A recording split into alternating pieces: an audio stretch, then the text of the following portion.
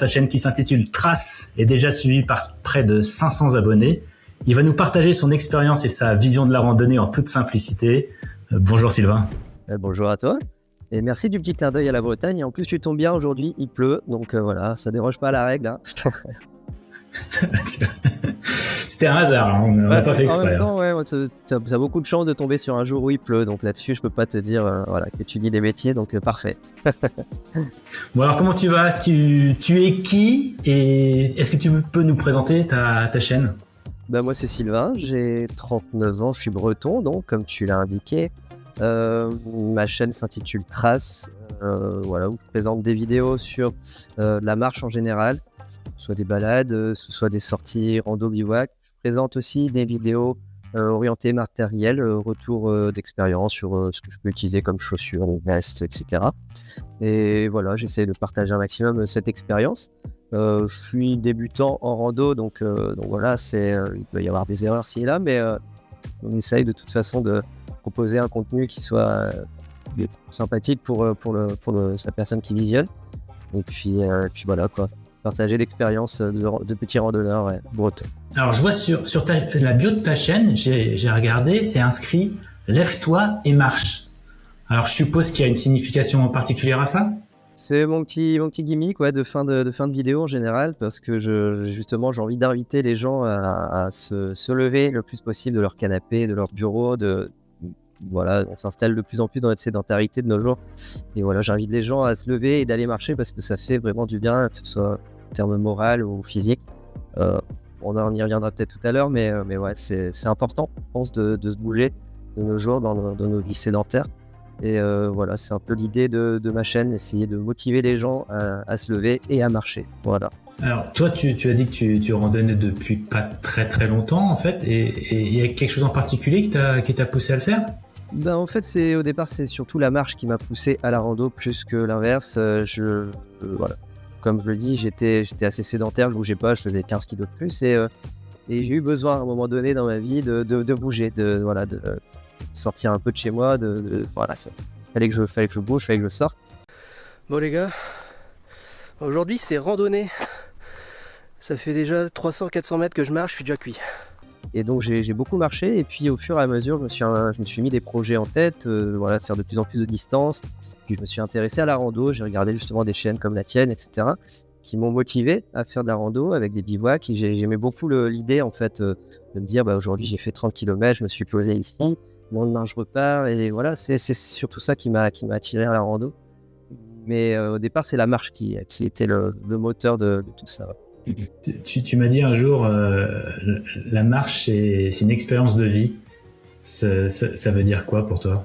Justement, c'est ce qui m'a recadré dans ma vie. J'ai eu besoin à un moment donné de me remettre à marcher, tant physiquement, comme je te le disais, mais aussi dans la tête. Il y a plein d'expériences de vie qui font que j'étais pas bien cadré dans ma vie. Et j'ai eu le besoin de sortir et ça m'a remis les idées en place, ça m'a recadré sur plein de choses. Et donc c'est grâce à finalement la rando et la marche en général que j'ai pu remettre un peu le pas à l'étrier sur une vie un peu plus canarine. On vient pas par la marche juste comme ça, quoi. J'ai l'impression, je sais pas ce que tu en penses. Non, c'est vrai. Je pense je l'ai eu dit dans certaines de mes vidéos, il y a un sens en fait au fait de partir sur les chemins, de se laisser en fait porter par ce qui se passe. Et la rencontre fait partie de la chose. J'ai été étonné durant mon GR30 justement. Je suis parti seul et j'avais comme idée justement de me retrouver seul. J'avais besoin d'être seul et de me dire je fais ce chemin tout seul pour me prouver des choses aussi. Et au final, ce que je ressors de ces expériences, c'est aussi les rencontres. Clairement, ce que j'ai gardé de ce GR, c'est quand je me suis arrêté à l'hôtel du Midi. J'avais pas prévu de le faire. Il y a un petit hôtel gîte étape. Et moi, j'étais parti dans l'idée de me faire des bivouacs tous les jours. Et puis je me suis arrêté là. Et c'est à ce moment-là où j'ai vécu le meilleur moment presque du GR. Voilà, je viens de dîner au bar hôtel du Midi, qui fait aussi boulangerie, épicerie, ça fait un peu tout. Vraiment top, un repas copieux. Entrée, plat, fromage, dessert, café. Très sympathique. J'ai rencontré les locaux, j'ai vu les gens, comment ils étaient, leur façon d'être, etc. Et c'est ce que je garde presque de plus mémorable du GR. Donc finalement, ouais, comme tu dis, on a peut-être tendance à vouloir s'isoler, se retrouver un petit peu face à soi-même, mais ce que l'on garde, c'est ce côté humain, sociable, et on a besoin des autres, et c'est ce que j'ai gardé le plus marquant de ce GR, c'est les rencontres. Ouais. Puis moi, il y a le côté, moi j'ai besoin de me prouver des choses, me dire que je suis capable de faire des étapes de tant de kilomètres. Alors, pas forcément un adepte des chiffres plus que ça, mais je trouve que c'est des bonnes notions à garder pour pouvoir étalonner des étapes suivantes. Mais ouais, cette liberté, se dire que j'ai pu être capable de faire tant de kilomètres, m'arrêter à un endroit que j'avais pas défini, côté imprévu qui est important, ouais. Et puis repartir le lendemain aussi frais, et être capable d'enchaîner comme ça des jours. Ça, c'est quelque chose que j'aime bien, de prouver des choses. Ouais, c'est vrai. J'ai regardé aussi la vidéo qui a fait le plus de vues sur ta chaîne. C'est un comparatif de vestes de pluie. Alors, d'un magasin de sport très très connu. En bon breton, tes conseils pour marcher sous la pluie? Marcher sous la pluie. En fait, la pluie fait forcément partie de la vie d'un randonneur. Hein. Tôt ou tard, on finit par l'apprendre. Et le conseil, c'est surtout de ne pas paniquer. C'est même pas forcément matériel, c'est dans la tête. Parce qu'il y a un côté, quand on fait des étapes sur plusieurs jours, on se dit, mais voilà, je vais prendre 2-3 grains sur une journée. Comment je vais faire le lendemain pour repartir, pour être sec, Et c'est quelque chose qui peut paniquer au départ les personnes. Donc c'est surtout travailler sur soi quand on prend la pluie. Se dire que au final, c'est que de l'eau, ça finit par sécher. C'est difficile le lendemain matin, quand on se lève dans sa tente, de remettre un pantalon qui est mouillé. Donc tout ça, justement, fait partie de l'apprentissage du randonneur. Donc quelque part, se dire que quand il pleut, c'est que de la pluie. Ça va finir par sécher. C'est difficile sur le moment. Mais il faut faire travailler la tête et dire que c'est pas grand-chose. Voilà. Plus que de se dire, je vais acheter la meilleure veste de pluie, je vais acheter le meilleur poncho. Quelque part, ça aide, mais ça finit par prendre l'eau, tôt ou tard. Et c'est surtout dans la tête que ça se passe.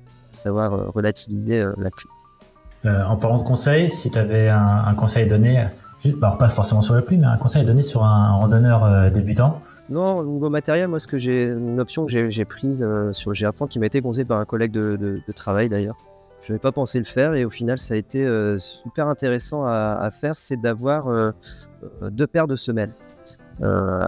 C'est pas lourd, c'est pas si lourd que ça à avoir dans un sac. Et au final, le fait d'alterner paires de semelles, ça vous permet d'éviter les ampoules beaucoup. C'est l'humidité qui va créer beaucoup d'ampoules, froidement évidemment, mais l'humidité va aussi jouer beaucoup. Et quelque part, sur ce GR30, j'ai été 4 jours dans l'humidité dès le début, et j'ai pu alterner et faire sécher une paire de semelles le soir du mieux possible, et puis voilà, ainsi de suite, de jour en jour, pouvoir changer mes semelles, et je pense que ça m'a pas mal aidé. J'ai fait 0 ampoule sur le GR, donc les pieds, je te rejoins vraiment, Sylvain. Les pieds, c'est ce qui nous fait marcher, c'est bête, hein, mais si on flingue nos pieds, c'est terminé. Après, t'as plus qu'à rentrer chez toi. Tes projets pour l'année prochaine? L'année prochaine, alors j'ai prévu, je sais pas encore quel des deux, ce sera soit le Tour du Beaufortin, soit peut-être le Kéra. Je sais pas trop encore, faut que je me renseigne sur la difficulté de l'un ou de l'autre, et puis l'organisation qui serait à venir. Mais ouais, l'idéal, ce serait d'aller vers le Tour du Beaufortin. Tes vidéos m'ont d'ailleurs pas mal inspiré, et d'autres aussi ont fait ce tour-là, et il a l'air vraiment joli à faire, donc peut-être plus le Beaufortin, mais on verra d'ici janvier ce que je décide de faire. Alors je t'avoue, le Kéra que je n'ai pas fait, il me tente aussi beaucoup. Je crois que dans les prochains podcasts d'ailleurs, on aura l'occasion de voir un autre randonneur qui a fait le tour du Kéra cette année. Donc je pense ça aussi, effectivement, le fait de regarder les autres vidéos d'autres randonneurs, ça nous motive pas mal à faire d'autres chemins. Tout à fait, c'est sous inspiration, et puis ça permet de prendre des notes sur d'éventuelles petites astuces, les points d'eau, etc. Donc c'est toujours intéressant à préparer. Ouais. Pour retrouver Sylvain, c'est très simple, et surtout pour s'abonner sur sa chaîne, pour le soutenir bien entendu, vous allez sur Trace Officielle Marche et Rando. Le lien, bien sûr, je le mettrai dans la description. Allez-y, vous verrez, c'est très sympa. Il y a une 40aine de vidéos, du matériel, des revues, des parcours qu'il a effectué, le GR30 là très récemment. Effectivement, je vous conseille vraiment de le voir. Et puis pour découvrir un autre randonneur, c'est là, je sais plus où ça se passe. Je vous dis à très bientôt. Merci Sylvain. Salut. Merci à toi.